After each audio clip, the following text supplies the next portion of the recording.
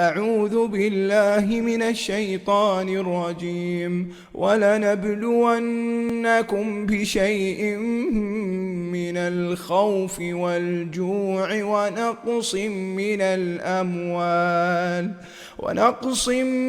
الأموال والأنفس والثمرات وبشر الصابرين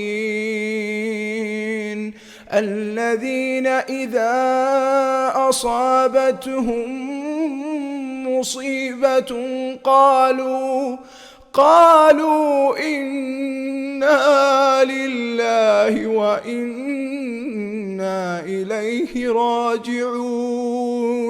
أولئك عليهم صلوات من ربهم ورحمة وأولئك هم المهتدون.